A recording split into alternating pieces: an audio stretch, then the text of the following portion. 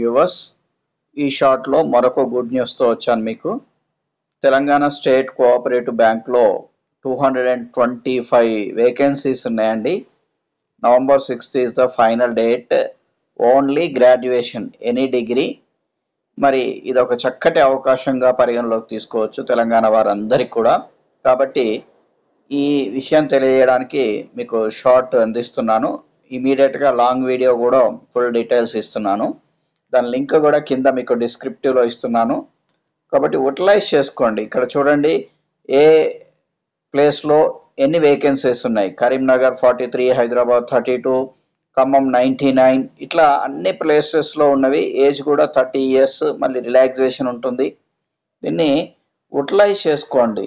చాలా చక్కటి అవకాశము.